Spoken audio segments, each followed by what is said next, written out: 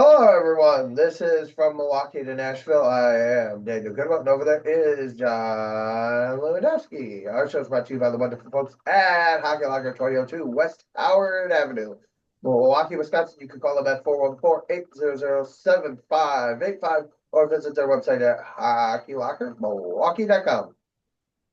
All right, before we get into today, the Preds are currently playing. They are up 2-0 at the current moment. Ryan O'Reilly has both goals. First goal scored in the second period with an assist from Fedor Svechkov, his first, and Phil Forsberg, his 23rd. Then Ryan O'Reilly scores again at the 11:37 mark with an assist from Jonathan Marchessault, his 15th, and Phil Forsberg, his 24th. Forsberg may not be scoring goals, but he's getting on the point sheet. There we go. And to me, that's all that matters is the dub. Yeah. There's 2:03 left in the second. We will do our best to give you as much time on this as possible. We are also doing in the system, so we have a full show for you today. Up first, we got the Atlanta Gladiators versus the Savannah Ghost Pirates, which look like a ghost emoji. All righty. So, shots on goal in the first period. Savannah outshoots Atlanta 14-4. In the second period, Savannah outshoots Atlanta 16-5. In the third period, Atlanta outshoots Savannah 14-7. And in total, Savannah outshoots Atlanta 37-23. For the power play, Atlanta goes 1 for 3 with 6 minutes, 3 infractions, while Savannah goes 2 for 3 with 6 minutes, 3 infractions. All right. Scoring in the first period at the 6:10 mark for the Ghost Pirates was Kelty Gerleone, assisted by Brandon Sajan and Evan Noz. Then at the 7:17 mark for Atlanta, Patrick Marcinkevics. Is that right? Marcinkiewicz. Marcinkiewicz. Okay. Assisted by Brendan DeTama and Joey Kipalone. In the second period, at the 10:34 mark, the Ghost Pirates score again with a goal from Logan Drevtich, assisted by Nick Granowicz and Devin Polini. Then at the 12:59 mark, the Ghost Pirates score again with a goal from Ross Armour, assisted by Reese Vitelli and Patrick Guay. And then at the 13:20 mark, Atlanta scores again with a goal from Jackson Pearson. Then at the 15:03 mark, Logan Drevich, which I think that's how it's pronounced, with an assist from Dennis Kaysen. Then Nick Granowitz scores with an assist from Evan Noth and Logan Drevich. That is also for Savannah. Savannah also scores with Patrick Guy, I G-U, said Guay. I don't know how it's pronounced. with an assist from Ross Armour and Reese Vitelli. Reese Vitelli's in the E. Oof. And that was apparently at the 19:59 mark. So with 1 second to go, am I seeing that right? Yes. Yeah, 19:59. All right. Then scoring at the 9:02 mark of the third for Atlanta is Ryan Cranford with an assist from Nashville Predators prospect Jeremy Edsel and Christian Hausinger. Then scoring at the 12:55 mark was Blake Murray with an assist from Joey Kipalone and Derek Topatic. Then Joey Kipalone scores at the 19:01 mark with an assist from Blake Murray and Cody Sylvester.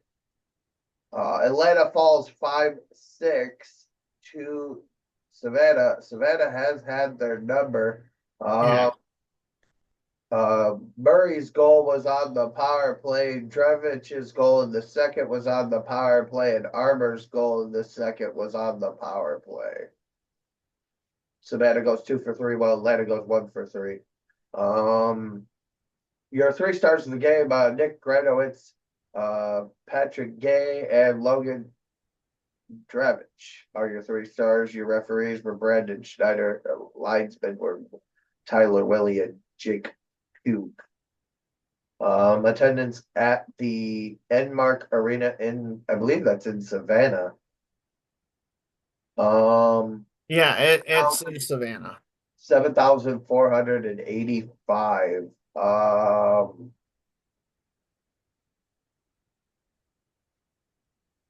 Looking at it, Drew Ryder was in net, stopping 31 of 37, allowing 6 goals. Well, Eric Cormier stopped 18 of 23. Cormier's in the E. Oof, that just tells you how far we've come. You Um, also got to give it to the E though. There's some pretty interesting players' names. I will say that, and I've noticed more in the E than in the A or the N.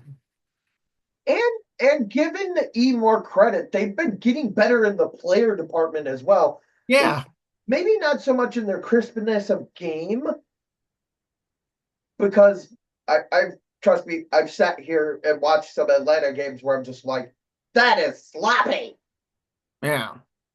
But like their level of play has definitely picked up. Atlanta has definitely gotten better over the last, because if you played this game like a month ago, Atlanta would have lost 6-2. Right. So Atlanta definitely put up a better fight. They've been getting better. We're gonna have to move Atlanta to Madison real quick just to cut costs so that we because we're moving players around like crazy. So I kid. Atlanta fans just know I'm joking. We have a sense of humor over here. We know all the call ups are happening. It's Yep, and everybody. Injuries happen. On the note for Jankowski, many of you may know that he left the game earlier with an injury. He has returned. you know, yeah, He at this point they better keep a private jet on the taxiway at all times. All righty. So yeah, that happens with Atlanta. Atlanta drops their first game of the new year. Um, not without putting up a fight. Like I said, give them credit. They played well.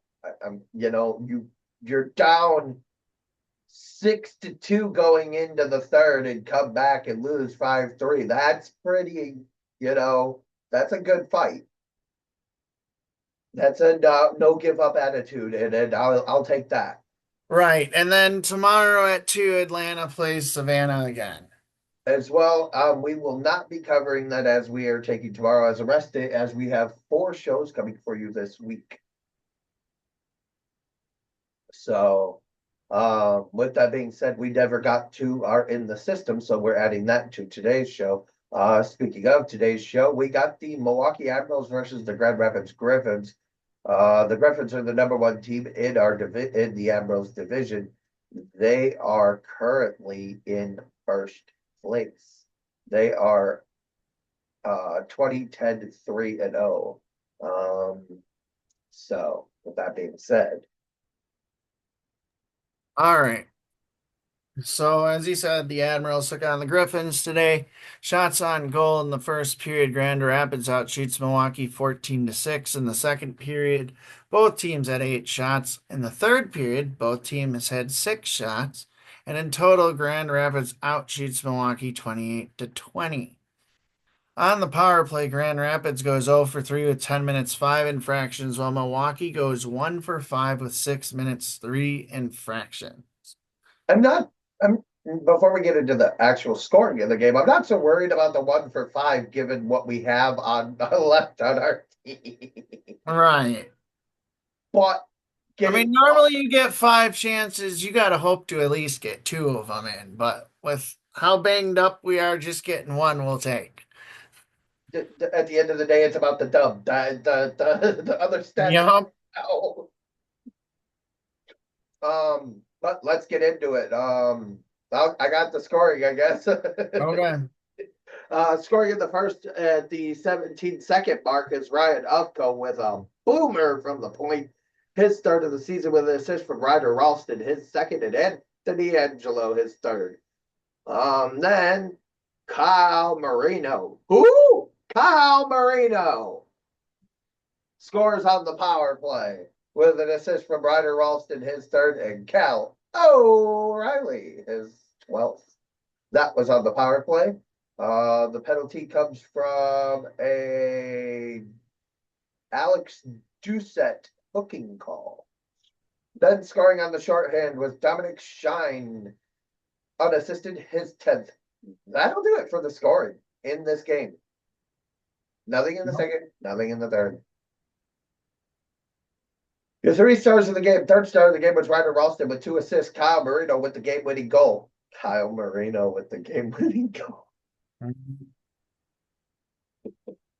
Marino's played really well the last few games. I've been really impressed with the progressions that Marino has made. Yeah.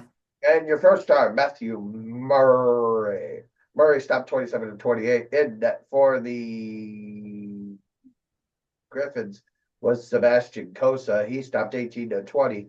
The odd part is the backup for him is Jack Campbell, for NHL long stay of the Oilers. And, well, he's played for a lot of teams. I actually have something to say on our podcast really quick.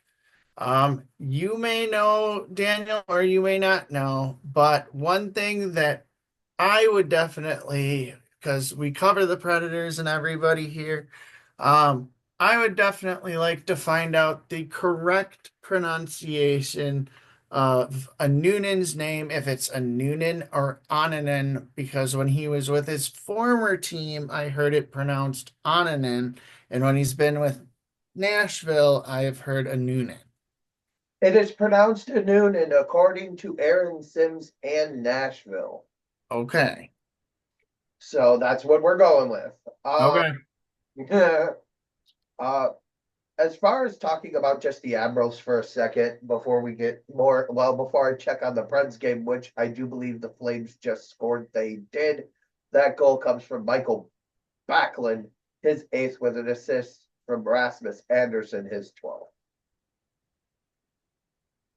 And to my friend Nate, who watches our podcast, tell your Flames to be nice to us.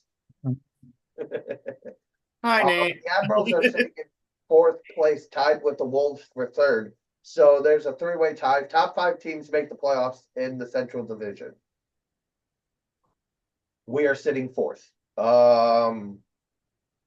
Right now, on Wednesday, the Admirals play the Moose. They are 7-19, 1-1. They have lost. Their streak currently is 0-3-1-1, or 0-3-1-0. They are 1-7 and 1-7-1-1 in their last 10. Okay. So they are horrid.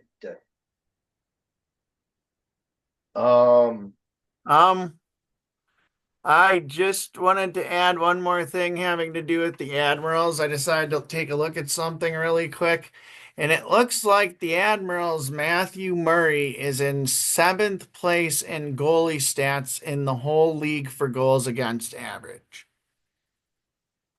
That is correct. And in the top 10, we have 2 former Admirals as well, and Yaroslav Askarov at 5th and Devin Cooley in 3rd. If you wanted to add into that as well. Right. And then to add it even more, in the top 40, I believe, yep, Magnus Corona is 22nd. So, actually beating out Magnus Hellberg. It goes Hellberg, Magnus Corona, Magnus Hellberg, 22-23. That's funny.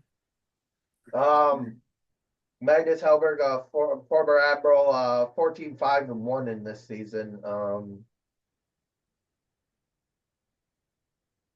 So with that being said, Colorado just beat San Jose. That just went final. In the AHL 4-2. Yaroslav Askarov picking up a win today versus the New Jersey Devils, believe it or not.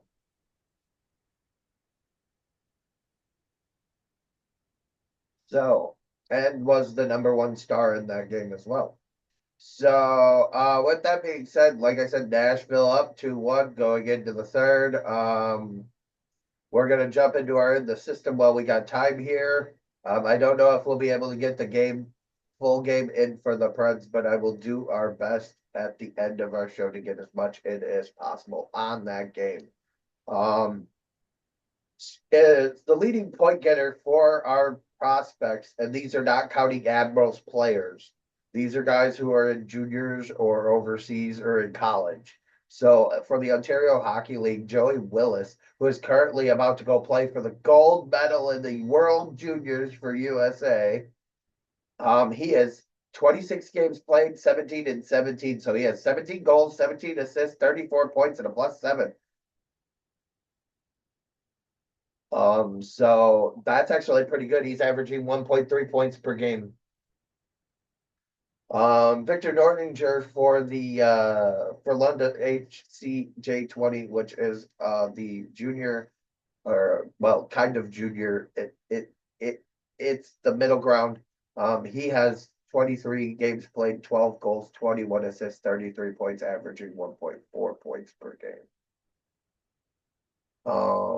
He has also played 8 games in the men's league with no stats other than a +2.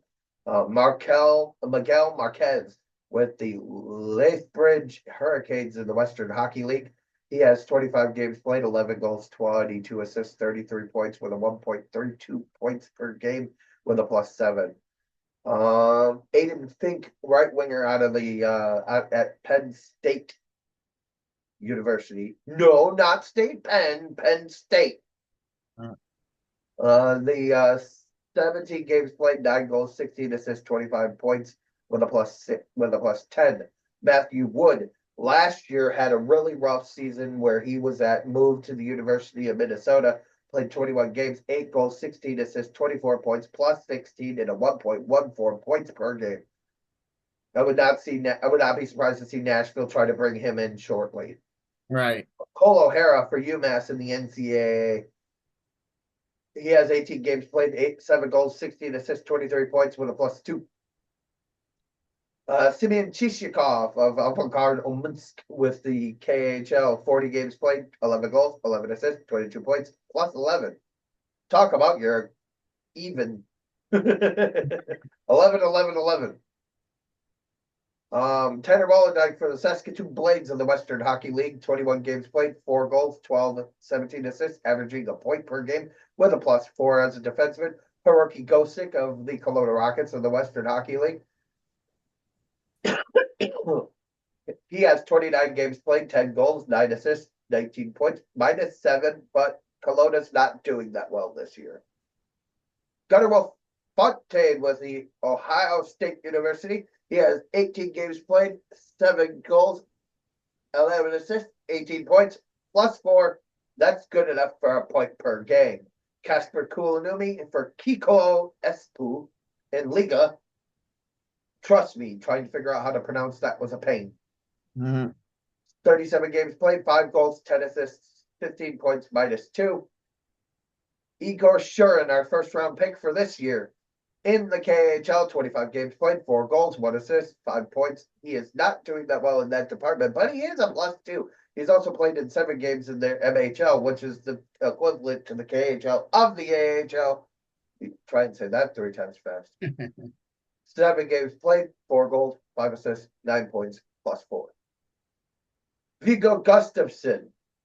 He has 29 total games played. He has 3 goals, 11 assists, 14 points, -1. He is playing, or has played, for 3 different teams this year. 14 games for Timur IK with 1 goal, 1 assist, 2 points, and nothing on the +/-. While playing for HV71J20, 14 games played, 2 goals, 10 assists, 12 points, -1. David Enstrom, he came over in the Yaroslav Skarov trade. He has 22 games played, 4 goals, 9 assists, 13 points, +8. Felix Nielsen, he is playing, I believe, currently for Rogel BK in the Swedish Hockey League. 20 games played, 1 goal, 11 assists, 12 points, +2. He has played 5 games for the All-Slovakian League which is 5 games, 1 goal, 1 and no other points other than a -1. Kalen Lind, his brother currently plays for the Coachella Valley Firebirds. He plays for the Red Deer Rebels in the Western Hockey League. He has 15 games played, 4 goals, 7 assists, 11 points, -7. Teddy Stiga, who will be playing in this as well in the World Cup for the United States. He has 60 games played for Boston College in the NCAA. 60, like I said, 60 games played, 4 goals, 7 assists, 11 points, +6. Isaac Walter, University of Vermont in the NCAA, 18 games played, 5 goals, 5 assists, 10 points, +2. Anton Olsen plays for Luco and Liga. He has 36 games played, 4 goals, 6 assists, 10 points, +3. Simon Knack, Hockey Club Davos, 31 games played, 5 goals, 8 assists, +1. Vladislav Yarmenko plays for Metalgora Magnitogorsk. Oof. 34 games played, 3 goals, 5 assists, 8 points, +4. Eric Paulson, he was just drafted this last year. He plays at the University of Minnesota. He's out of Sweden. 12 games played, 2 goals, 6 assists, 8 points, +6. Ben Striding, University in North Dakota, formerly the Fighting Sioux. 19 games played, 4 goals, 3 assists, 7 points, +5. And Drew Gibson, Sioux Greyhounds. He plays in the Ontario Hockey League. He has 26 games played, 4 goals, 3 assists, 7 points, +1. Chase McLean, Colorado College. Colorado College, that's a D2 school. All right. 14 games played, 4 goals, 2 assists, 6 points, +6.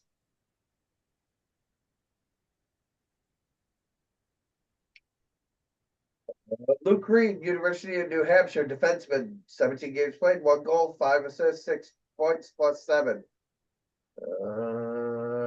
Sugar Muzzati out of RPI, Ransliner Polytechnic Institute. 10 games, 2 goals, 1 assist, 3 points, -7. Adam Ingram, St. Cloud State University, 15 games played, 1 goal, 2 assists, 3 points, nothing on the +/-. Dylan McKinnon, the Moncton Wildcats of the Quebec Major Junior Hockey League, 31 games played, 1 goal, 2 assists, 3 points, but a +14 with 42 penalty minutes. Wow. All righty. These two have still not played. Goalies. Jacob Mulata plays for the Cape Breton Eagles of the Quebec Major Junior Hockey League. He has 24 games played with a 3.01 goals against average and a .908 save percentage. He has 1 shutout with 11 wins, 10 losses, and 3 overtime losses. While Juha Gakola plays for Kalpa and Liga, well, 16 games played with a 2.38 goals against average with an 89.4 save percentage and 1 shutout with a 6-6-4 record. Konstantin Volkov has played 7 games for the Kelowna Red Stars. He has currently been traded to Lada Tokagi.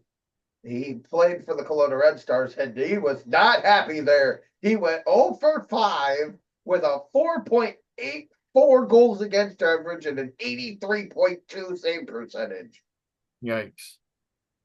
That's tough. And Boy. that is in the system. Just giving a little update on some of the newer guys. Ryder Ralston, he played 6 games for the Rockford Ice Hogs this year before being traded to the Admirals. He had 1 goal and a -3 with them. Well, coming to the Admirals, he's played 15 games with 2 goals, 3 assists, 5 points, and a +2. So he's still a -1, but since he's joining the Admirals, he's a +2.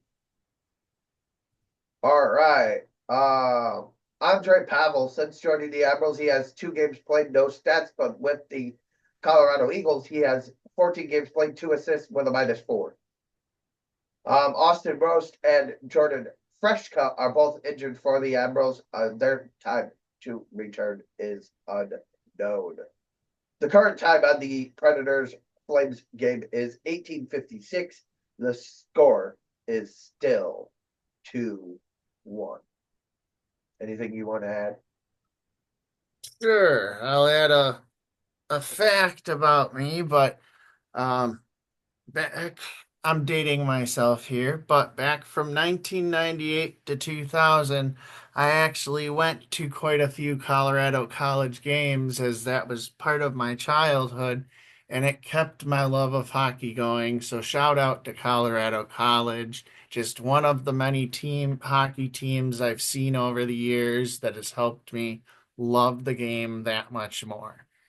And much to the credit of me being, a Badger alum, Badger fan, you know me, I hold college hockey to a high regard. Yep. And I also hold the juniors to a high regard, except for the Quebec Major Junior Hockey League.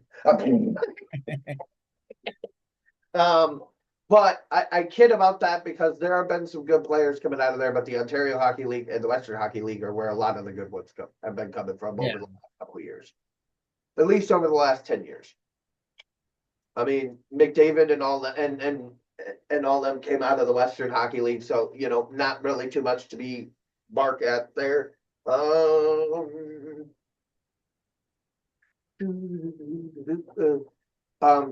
also to add in, when you look at what we have on the prospect bracket, it's Joey Willis is going to be an interesting watch. Right. Um, as well as Teddy Stiga. I just think that when you look at it, we know that Molendyke's going to be going to be an NHLer someday. Right. Like the way he skates, it's just too good.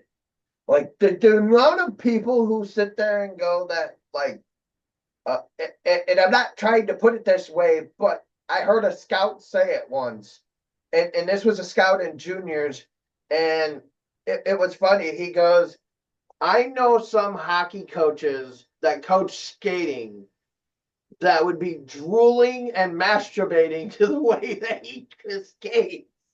Mm, This came from a scout. yeah. Like, you get where I'm going. Like, his playability is so good. Um, I also think like Mikel Marquez, Joey Willis, and Victor Nordinger. I think that they're going to be good. I think with the capital that Nashville has, and maybe I dig into that a little bit here. We do have a little bit of time. Yeah, we got about 5 minutes. All right, 5 minutes is I need. I don't even need that much. Oh, Nashville, where are you? There you are. All right, Nashville's draft capital for this year: three firsts, 2 seconds, a third, a fourth, a fifth, 2 sixths. And that's how many picks? 1, 2, 3, 4, 5, 6, 7, 8, 9, 10. Just through the next draft. In 2027, they have 1 first, 1 second, 2 thirds, 2 fourths, fifth, sixth, and seventh. I do think that retooling the cabinet right now would be a big thing. Yeah. I know that means that we're not going to see them for a couple years. I'm not too worried about that. But just looking at that, like, I mean, Nashville's got 5 million of it, 5.6 million available in cap. They have 4 roster spots open. They have Nyquist and Evangelista to pay this year, as well as Adam Wilsby with an RFA. I wouldn't be surprised to see them slap a tag on Evangelista and Wilsby, and just try to get them as cheap as possible. Wilsby does have an arbitrational. Um, they have Justin Barrett next year as well. Goaltending wise, yep, they're set there. Um, ah, they also have 4 million coming off the cap book. Well, technically 3. Technically 3 million coming off the cap book next year with Johansson's contract up. Johansson is suspended for the season for his comments about the um, Flyers organization by the team. Austin Roast is on IR at the current moment. The rumor was to be returned around this time. He should be getting close. The quicker we can get some of these guys like him and Freshka healthy, the better off we are. It looks like next year as well, we're gonna have Prokop, Livingstone, and Del Gaizo. I think Del Gaizo's gone. I think Del Gaizo goes somewhere else. Livingstone and Prokop, I can see them gone. Magnus Corona and Matt Murray, both our contracts are up. So it'll be quite interesting to see.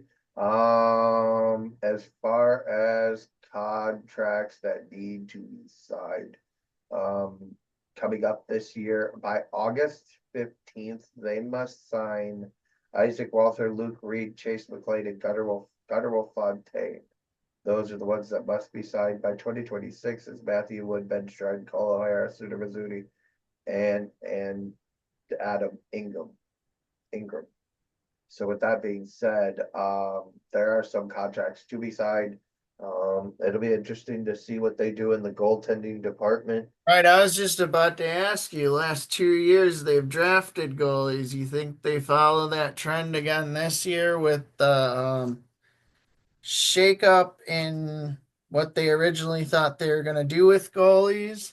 I would definitely be interested to see what they're doing, especially giving if they're picking in the middle of the pack, which they could be, because if they miss the playoffs by a point or two, they could be picking in the middle of the pack.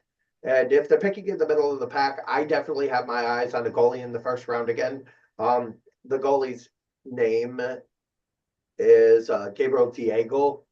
Gabriel Diego is the number, like, he's rated higher in every statistical overall than Yarrow ever was. Like, they're calling this dude the next Marty B. Yeah. So the next, Lundqvist, those guys were around forever and winners. So with that being said, that's kind of what I think Nashville's going to look for. I think that they know that if it's going to take him at least 2 years to get to the A, once he gets to the A, it's going to take him at least 3 years to be ready. But that time, Saros is going to be old enough to where you're going to need to start looking for a replacement. And in that time, if you have a guy ready to go, you could start plugging him in like you did Saros with Pekka.